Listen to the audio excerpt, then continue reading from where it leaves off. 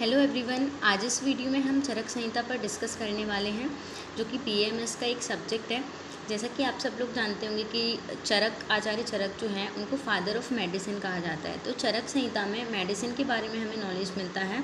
तो चरक संहिता को लिखा किसने है, कौन इसके प्रति संस्कर्ता हैं, ये सब देख लेते हैं। तो आत्रेय जो हैं वो चरक संहिता के उपदेष्टा हैं। उपदेष्टा का मतलब होता है उपदेश देने वाले। अग्निवेश जो है इसके तंत्रकर्ता है, मतलब इस ग्रंथ को लिखा किसने है, तो लिखा अग्निवेश ने। उसके बाद चरक जो है वो उसकी प्रतिसंस्कर्ता हैं। पहले इस तंत्र को अग्निवेश तंत्र नाम से जाना जाता था, लेकिन अब चरक ने जब इसका प्रतिसंस्कृत किया इसको, तो अब इस ग्रंथ को चरक संहिता के नाम से जाना जाता है। द्रणवल इसके संपूरक हैं, जिन्होंने चरक संहिता को पूरा किया है। संपूरक का मतलब होता है जिन्होंने पूरा किया हो। तो द्रणवल ने चरक संहिता में 41 चैप्टर्स और ऐड किए थे। इनके काल भी दिए गए हैं कि जो आत्रेय हैं वो 1000 ईस्वी पूर्व के हैं, अग्निवेश भी 1000 ईस्वी पूर्व के हैं, क्योंकि आत्रेय जो हैं इनके 6 शिष्य थे, जिनमें से एक इनका शिष्य अग्निवेश भी था। उसके बाद चरक की दी गई है 200 ईस्वी पूर्व और द्रणवल 4वीं शताब्दी के हैं। इसके बाद हम देखते हैं कि चरक संहिता में कितने कुल अध्याय हैं। तो चरक संहिता में इनको मतलब स्थानों में बांटा गया है। टोटल इसमें 8 स्थान हैं। पहला सूत्र स्थान, निदान स्थान, विमान स्थान, शारीर स्थान, इंद्रिय स्थान, चिकित्सा स्थान, कल्प स्थान और सिद्धि स्थान।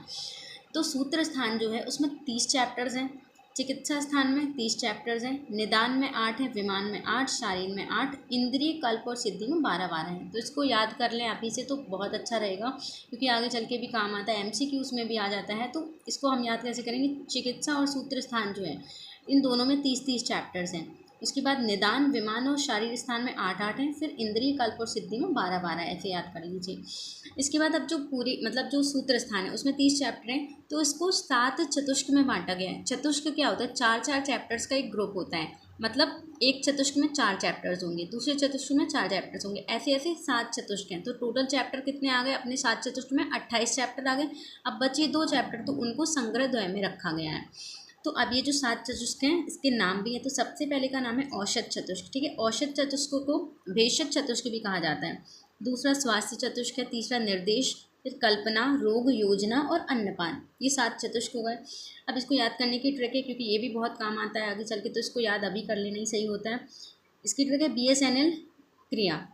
तो B से आ जाएगा भेषज चतुष्क, S से स्वास्थ्य, N से निर्देश, L से कुछ नहीं आएगा, इसको आप साइलेंट में रख सकते हैं। फिर K से आएगा कल्पना चतुष्क, R से रोग चतुष्क, Y से योजना और A से अन्नपान। ये हो गए अपने 7 चतुष्क, ठीक है।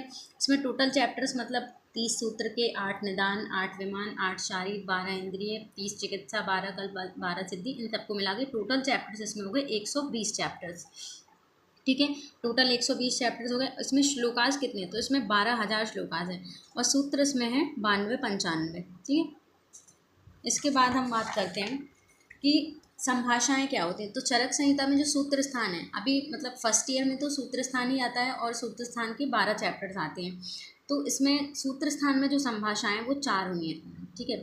तो सबसे पहली संभाषा फर्स्ट ही चैप्टर में हुई है, जिसका नाम है देवन जीवती अध्याय। तो फर्स्ट चैप्टर में संभाषा हुई है, 12th में हुई है 25 और 26, ये 4 संभाषा। संभाषा का मतलब क्या होता है कि बहुत सारे ऋषिगण बैठते हैं और किसी टॉपिक पर डिस्कस करते हैं, ठीक है। तो जो फर्स्ट चैप्टर है उसमें तो 53 ऋषि लोग एकत्रित हुए थे, फिर उन्होंने हिमालय पर्वत, मतलब पूरा उसका डिटेल फर्स्ट चैप्टर में आएगा, वो बताया जाएगा आपको। तो अभी इतना जान लीजिए कि संभाषा का मतलब क्या होता है कि बहुत सारे ऋषिगण बैठते हैं किसी टॉपिक पर डिस्कस करते हैं।